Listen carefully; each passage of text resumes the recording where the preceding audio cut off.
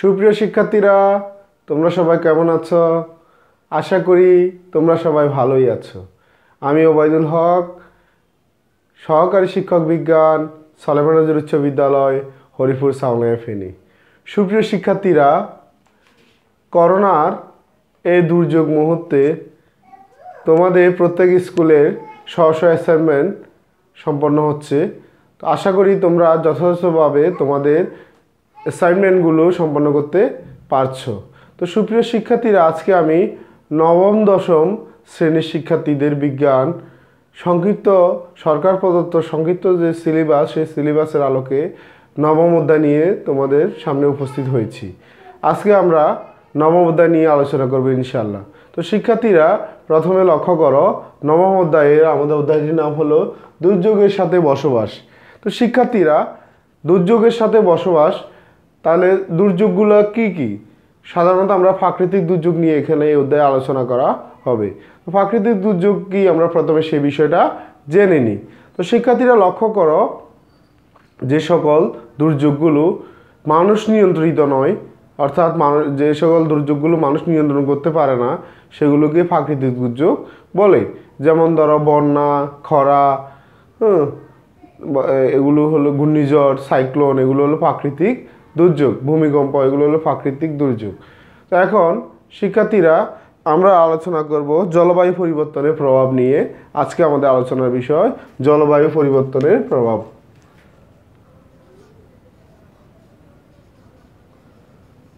জলবায়ু পরিবর্তনের প্রভাব। শিক্ষার্থীরা লক্ষ্য করো, জলবায়ু কি? জলবায়ু হলো কোনো একটি অঞ্চলের বা কোনো একটি দেশের 20-25 বছরের আবহাওয়ার গড়কে জলবায়ু বলে।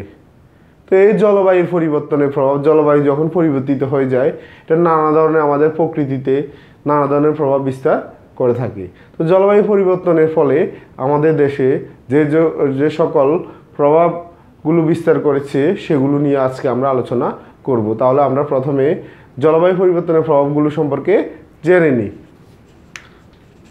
প্রথমে আমাদের 1 নম্বরে রয়েছে ঋতু পরিবর্তন।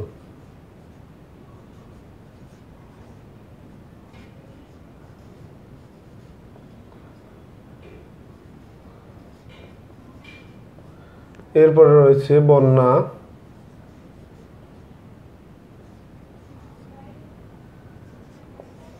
নদী ভাঙ্গন,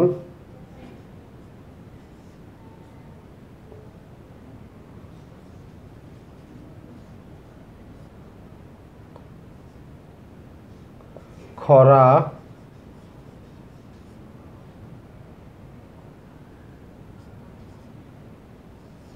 পানির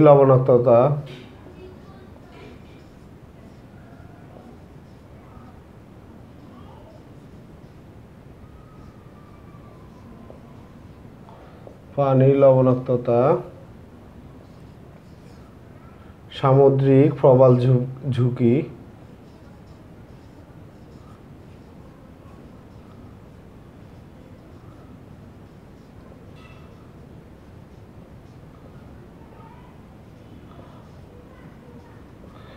এরপরে রয়েছে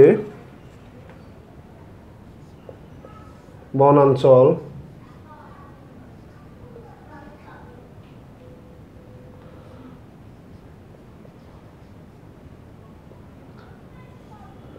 স্বাস্থ্য ঝুঁকি,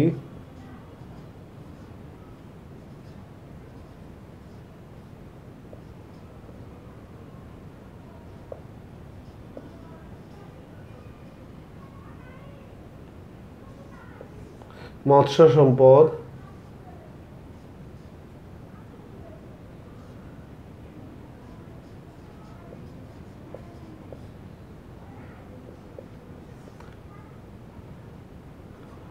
জীববৈচিত্র্য,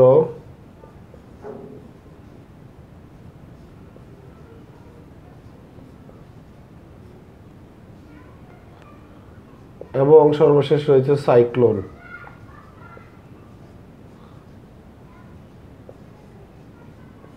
শিক্ষার্থীরা, তাহলে আমরা প্রথমে এই জলবায়ু পরিবর্তনের প্রভাবগুলো কি কি ক্ষেত্রে প্রভাবিত করে জলবায়ু পরিবর্তন সেই বিষয়গুলো সম্পর্কে জেনে নিই।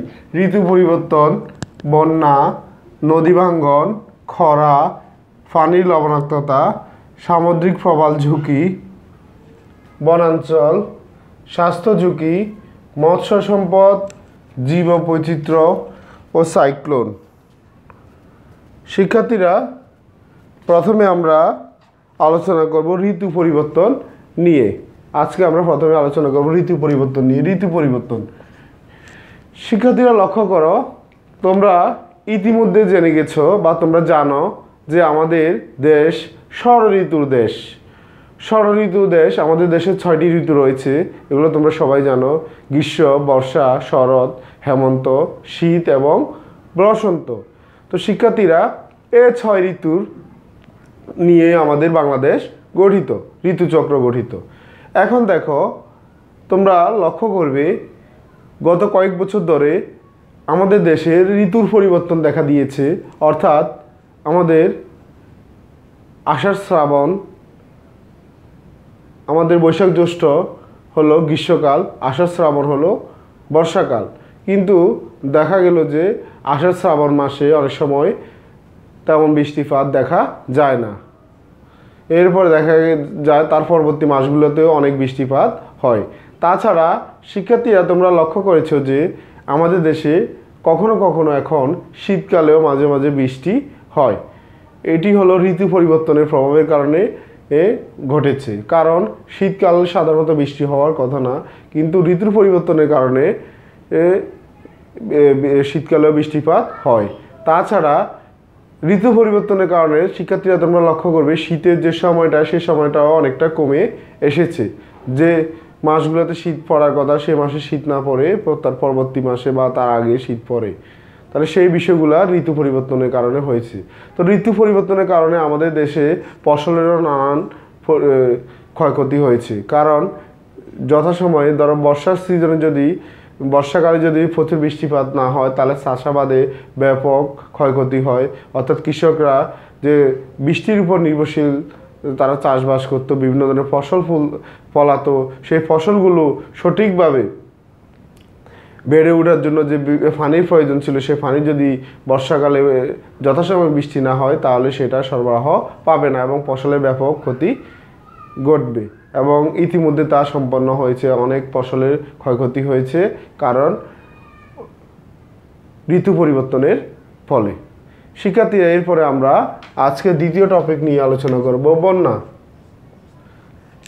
শিক্ষার্থীরা, তোমরা জানো বন্যা আমাদের দেশে বা প্রত্যেকটি দেশের জন্য বা অনেক দেশের জন্য বন্যাটা খুবই গুরুত্বপূর্ণ।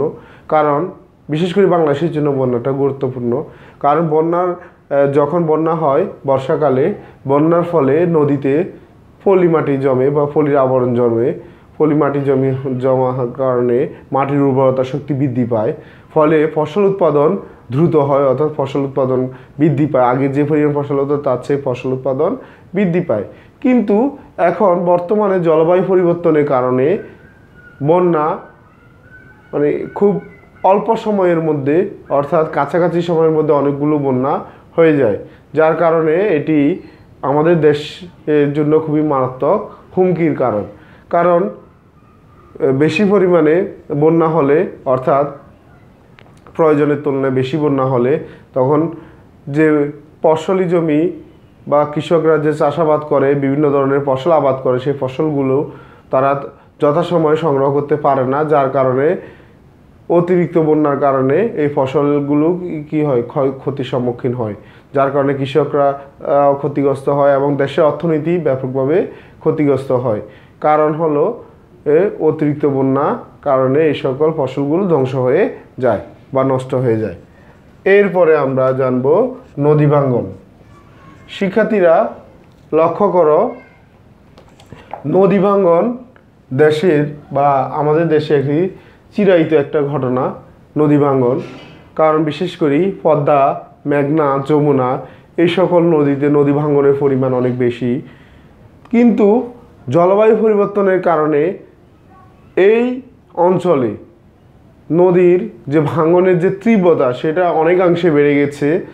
দেখা গেছে ইতিমধ্যে দেখা গেছে অনেক গ্রাম এবং অনেক ফসলি জমি এবং অনেক বসত বাড়ি ইতিমধ্যে পদ্মা, মেঘনা এবং যমুনার মাতৃগর্ভে চলে গেছে, নদীগর্ভে চলে গেছে। বা ভাঙনের কারণে এগুলো বিলীন হয়ে গেছে। অনেক মানুষ গৃহহীন হয়ে পড়েছে, অনেক মানুষ তাদের সম্বল কম্বল সব কিছু হারিয়েছে এই নদী ভাঙনের কারণে।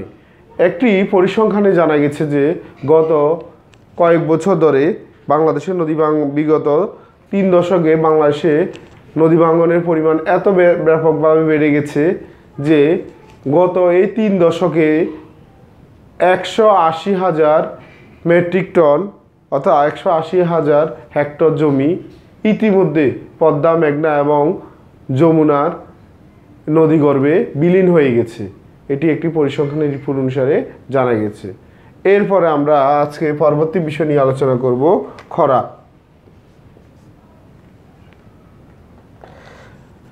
শিক্ষার্থীরা, তোমরা নিশ্চয়ই জানো বাংলাদেশ একটি কৃষি প্রধান দেশ।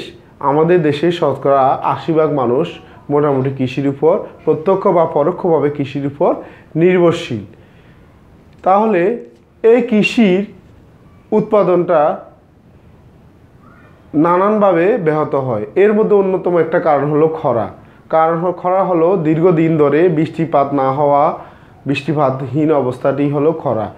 কারণ খরার কারণে কি হয়, কৃষক যখন তার জমিতে ফসল চাষ করে, যখন বৃষ্টিপাত হয় না তখন জমির উপরিভাগ ফেটে যায়, অনেক সময় ফসল মারা পর্যন্ত যেতে পারে এই অতিরিক্ত খরার কারণে। তাহলে এই খরাটা সৃষ্টি হওয়ার মূলত কারণ হচ্ছে জলবায়ু পরিবর্তনের কারণে এই খরাটা বেশি হয়। এই খরা বেশি হওয়ার কারণে অনেক ফসল রয়েছে যারা খরা সহ্য করতে পারে না, অর্থাৎ খরায় তারা তাদের জীবন টিকিয়ে রাখতে পারে না, যার কারণে দেশের কৃষি সম্পদ ব্যাপকভাবে ক্ষতিগ্রস্ত হয়। অর্থাৎ আমাদের দেশের যে কৃষি নির্ভর দেশ, সেই কৃষি উপর যে আমরা নির্ভরশীল হয়ে আমাদের জীবিকা নির্বাহ করি, সেই জিনিসটা ব্যাপকভাবে প্রভাবিত হয় এই জলবায়ু পরিবর্তনের প্রভাবের কারণে। এরপরে আমরা পরবর্তী টপিক নিয়ে আলোচনা করব, পানির লবণাক্ততা। শিক্ষার্থীরা লক্ষ্য করো, জলবায়ু পরিবর্তনের ফলে সমুদ্রের পানি বেড়ে গেলে বাংলাদেশের প্রায় 1/3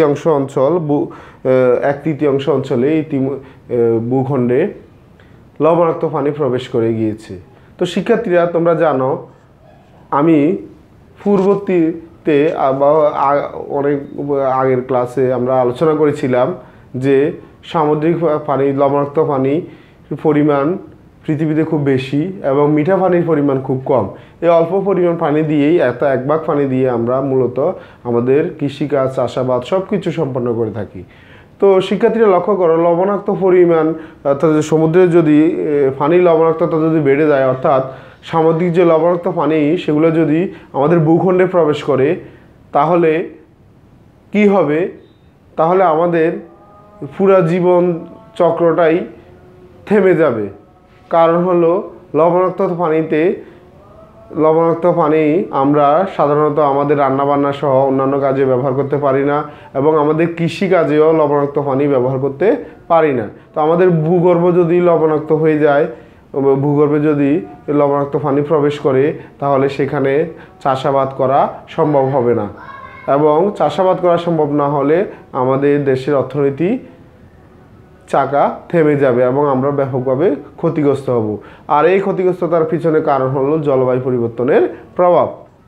এরপরে শিক্ষার্থীরা আরেকটা বিষয়, পরিসংখ্যান রিপোর্ট অনুযায়ী 2050 সাল নাগাদ বাংলাদেশে গম এবং চাল উৎপাদনের ক্ষেত্রে 32% এবং 8.8% উৎপাদন হ্রাস পাবে, কারণ ভূগর্ভে পানির লবণাক্ততা বেড়ে যাওয়ার কারণে। শিক্ষার্থীরা, এরপরে আমরা আলোচনা করব সামুদ্রিক প্রবাল ঝুঁকি। শিক্ষার্থীরা লক্ষ্য করো, সামুদ্রিক প্রবাল তাপমাত্রার প্রতি খুবই সংবেদনশীল। সাধারণত 22 থেকে 28 ডিগ্রি সেন্টিগ্রেড তাপমাত্রায় সামুদ্রিক প্রবালগুলো তারা সুন্দরভাবে বেঁচে থাকতে পারে, প্রবালগুলো তাদের জীবন অতিবাহিত করতে পারে। কিন্তু এই তাপমাত্রা যদি 1 থেকে 2 ডিগ্রি সেলসিয়াস পরিমাণ বেড়ে যায়, তাহলে এই সামুদ্রিক প্রবাল ব্যাপকভাবে ঝুঁকির সম্মুখীন হয়। একটি পরিসংখ্যানে দেখা গেছে যে সেন্ট মার্টিন দ্বীপে 2010 সাল নাগাদ প্রবালের পরিমাণ 70% হ্রাস পেয়েছে। এটি জলবায়ু পরিবর্তনের কারণে হয়েছে এবং কিছু মানুষ দ্বারা সৃষ্ট যে প্রতিবন্ধকতা সেগুলোর কারণেও এটি হয়েছে। তো শিক্ষার্থীরা, তাহলে সামুদ্রিক প্রবাল ঝুঁকি রয়েছে, এই ঝুঁকির সম্মুখীন হবে যদি জলবায়ু পরিবর্তনটা এভাবে অব্যাহত থাকে। শিক্ষার্থীরা, এরপরে আমরা পরবর্তী টপিক নিয়ে আলোচনা করব, সেটি হলো বনাঞ্চল। শিক্ষার্থীরা, তোমরা জানো একটি দেশের স্বাভাবিক জীববৈচিত্র্যের জন্য অর্থাৎ স্বাভাবিক জীবনযাপনের জন্য একটি দেশের জন্য শতকরা 25% বনভূমি থাকা প্রয়োজন। তো সেই তুলনায় বাংলাদেশের বনভূমির পরিমাণ কিন্তু 25% নেই, অর্থাৎ 17% মতো রয়েছে। তো শিক্ষার্থীরা, কিন্তু এই বনের পরিমাণও দিন দিন কমে যাচ্ছে। এটার পিছনে রয়েছে জলবায়ু পরিবর্তনের প্রভাব। শিক্ষার্থীরা, লক্ষ্য করো, আমাদের বাংলাদেশের দক্ষিণাঞ্চলে অবস্থিত সুন্দরবন, যেটাকে আমরা বলতে পারি দক্ষিণাঞ্চলের যে প্রাকৃতিক দুর্যোগগুলো, বন্যা, খরা, যে সাইক্লোন, ঘূর্ণিঝড়, এগুলো থেকে রক্ষা পাওয়ার জন্য রক্ষা কবচ হিসেবে পরিচিত এই সুন্দরবনও আস্তে আস্তে করে বিলীন হয়ে যাচ্ছে। কারণ সুন্দরবনের অনেক গাছ ইতিমধ্যে ধ্বংস হয়ে গেছে বা মারা গেছে। বিভিন্ন প্রাকৃতিক কারণে, প্রাকৃতিক যে জলবায়ু পরিবর্তনের কারণে এই বনাঞ্চলগুলো আস্তে আস্তে হুমকির সম্মুখীন হয়েছে। তাছাড়া এটার আরেকটা কারণ রয়েছে, সমুদ্রের পানির উচ্চতা বেড়ে যাওয়ার কারণে। বিজ্ঞানীরা ধারণা করছেন যদি সমুদ্রের পানির উচ্চতা 45 সেন্টিমিটার বেড়ে যায়, তাহলে সুন্দরবনের প্রায় 75% বনভূমি পানিতে তলিয়ে যাবে, অর্থাৎ ধ্বংস হয়ে যাবে। আর আরও ধারণা করছেন যদি সমুদ্রের পানির উচ্চতা যদি 1 মিটার বেড়ে যায়, অর্থাৎ 75 সেন্টিমিটার, যদি 1 মিটার বেড়ে যায়, 1 মিটার বেড়ে যায় সমুদ্রের পানির উচ্চতা, তাহলে সুন্দরবনের সমগ্র বনাঞ্চল পানির নিচে তলিয়ে যাবে এবং সুন্দরবন নামক আমাদের যে সৌন্দর্যের যে বনাঞ্চলটি ছিল সেটি একসময় নদীগর্ভে বিলীন হয়ে যাবে। তো তাই জলবায়ু পরিবর্তন এই প্রভাবের কারণে আমাদের সুন্দরবন বিলীন হয়ে যাওয়ার সম্ভাবনা রয়েছে। শিক্ষার্থী, এরপরে আমরা আলোচনা করব স্বাস্থ্য ঝুঁকি নিয়ে। জলবায়ু পরিবর্তনের ফলে ঘন ঘন পলায়নকারী যে বন্যা, ঘূর্ণিঝড়, সাইক্লোন দেখা দেয়, এগুলো নানান ধরনের রোগ জীবাণু ছড়ায়। তো শিক্ষার্থীরা, তোমরা লক্ষ্য করো, জলবায়ু পরিবর্তনের কারণে যখন বন্যা হয়, অতিরিক্ত বন্যা হওয়ার কারণে পানিবাহিত রোগগুলো মানুষের মধ্যে ছড়িয়ে পড়ে এবং অনেক মানুষ নানা ধরনের পানিবাহিত রোগে আক্রান্ত হয়। ফলে আমাদের স্বাস্থ্য ঝুঁকিতে পড়ে এবং অনেক মানুষ তাদের জীবন হারিয়ে ফেলে, তাদের আপনজনদেরকে হারিয়ে ফেলে, তাদের নিকট আত্মীয় যাদেরকে ছাড়া তাদের জীবন চলতো না তাদেরকে হারিয়ে ফেলে, এই সকল প্রাকৃতিক দুর্যোগের কারণে, বিভিন্ন রোগের কারণে। শিক্ষার্থীরা, তাছাড়া তোমরা আরেকটা জিনিস লক্ষ্য করো, বন্যার একসময় এই বন্যাটা তেমন বেশি হতো না, এখন অনেক বেশি হওয়ার কারণ হলো প্রাকৃতিক দুর্যোগের কারণ, অর্থাৎ জলবায়ু পরিবর্তনের কারণ। এরপরে আমরা জানবো মৎস্য সম্পদ সম্পর্কে।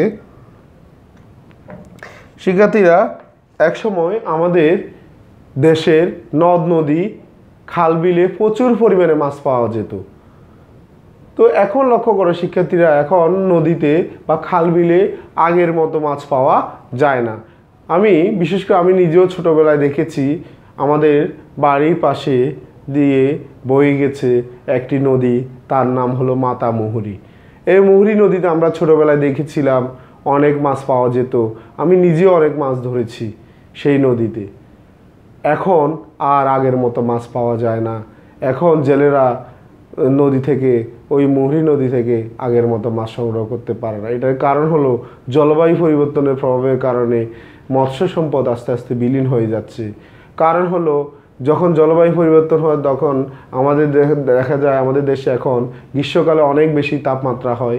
তো তাপমাত্রা বেড়ে যাওয়ার কারণে তাপমাত্রা বেড়ে যাওয়ার কারণে পানির তাপমাত্রাও বেড়ে যায়। তো পানির তাপমাত্রা বেড়ে যাওয়ার কারণে অনেক সময় এই যে মাছের রেণুগুলো থাকে সেই রেণুগুলো নষ্ট হয়ে যায়।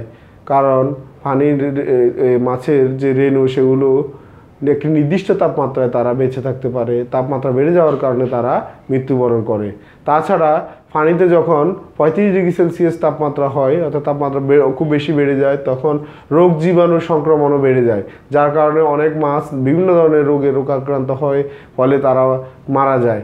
যার কারণে আমাদের এই মৎস্য সম্পদ দিন দিন হুমকির মুখে পড়েছে। এটির প্রধান কারণ হলো জলবায়ু পরিবর্তনের প্রভাব ছাড়া আর কিছুই নয়। তো শিক্ষার্থীরা, এরপরে আমরা জানব জীব বৈচিত্র্য সম্পর্কে। পরিবেশের ভারসাম্য রক্ষার জন্য জীব বৈচিত্র্য অত্যন্ত গুরুত্বপূর্ণ। সঠিক উদ্যোগ না নেওয়া হলে এই জীব বৈচিত্র্য দিন দিন হারিয়ে যাবে। জীব বৈচিত্র্য যদি সঠিকভাবে বজায় না থাকে, একটা দেশের সার্বিক অর্থনীতি চাকা ধীরে ধীরে থেমে যাবে। আমাদের দেশ আস্তে আস্তে অর্থনীতিতে অচল হয়ে যাবে। তো শিক্ষার্থীরা লক্ষ্য করো, জলবায়ু পরিবর্তন এর প্রভাব যদি কমিয়ে আনা না যায়, আমাদের দেশের 30% অলরেডি জলবায়ু পরিবর্তনের কারণে 30% জীববৈচিত্র্য ইতিমধ্যে ধ্বংস হয়ে গেছে। এর পরিমাণটা আরও বেড়ে যাবে যদি আমরা এই জলবায়ু পরিবর্তনের প্রভাবটাকে কমিয়ে আনতে না পারি। তো শিক্ষার্থীরা, এরপরে আমরা আলোচনা করব সর্বশেষ আমাদের আজকে আলোচনার বিষয় হলো সাইক্লোন। সাইক্লোন একটি ধরনের প্রাকৃতিক দুর্যোগ। এই দুর্যোগের কারণে অনেক বেশি ধ্বংস হয়। ঘন ঘন এই দুর্যোগ দেখা দিলে আমাদের জানমাল এবং পরিবেশের ব্যাপক ক্ষতি সম্পন্ন হয়। তো শিক্ষার্থীরা, আশা করি আজকে তোমরা জলবায়ু পরিবর্তনের যে প্রভাব, সেই প্রভাব সম্পর্কে বিস্তারিত জানতে পেরেছ এবং জলবায়ু পরিবর্তনের কারণে যেসব বিষয়ের পরিবর্তন দেখা দেয় আমাদের দেশের জন্য, সেই পরিবর্তন সম্পর্কে জানতে পেরেছ। তো আশা করি শিক্ষার্থীরা, তোমরা আমাদের দেশের জলবায়ু পরিবর্তনের কে কমিয়ে আনতে তোমরা ভূমিকা পালন করবে। কারণ এই ক্ষেত্রে মানুষের সৃষ্টি বা মানুষের কারণে অনেকাংশেও জলবায়ু পরিবর্তন দেখা দেয়। কারণ মানুষ বিভিন্নভাবে পরিবেশকে দূষিত করছে এবং ব্যাপকভাবে বন উজাড় করে পরিবেশকে হুমকির মুখে ঠেলে দিচ্ছে। আর মানুষের সৃষ্ট কারণেই জলবায়ু পরিবর্তন অনেকটা বেড়ে গেছে। তো শিক্ষার্থীরা, আশা করি তোমরা তোমাদের বাস্তব জীবনে এই জলবায়ু পরিবর্তনের ক্ষতিকর দিকগুলো উপলব্ধি করতে পারবে এবং জলবায়ু পরিবর্তন কমিয়ে আনার ক্ষেত্রে তোমরা গুরুত্বপূর্ণ ভূমিকা পালন করবে। কারণ তোমরা হচ্ছে আগামী দিনের ভবিষ্যৎ এবং আগামী দিনের দেশকে তোমরা এগিয়ে নেওয়ার অগ্রদূত। তো শিক্ষার্থীরা, সবাইকে ধন্যবাদ জানিয়ে এবং সবাই সুস্বাস্থ্য কামনা করে আজকের মতো এখানে বিদায় নিচ্ছি। আল্লাহ হাফেজ। সবাই ভালো থাকবে, নিরাপদে থাকবে এবং স্বাস্থ্যবিধি মেনে তোমাদের স্ব বিদ্যালয়ে তোমাদের অ্যাসাইনমেন্টগুলো যথাসময়ে সম্পন্ন করে বিদ্যালয়ে জমা দিবে। আল্লাহ হাফেজ।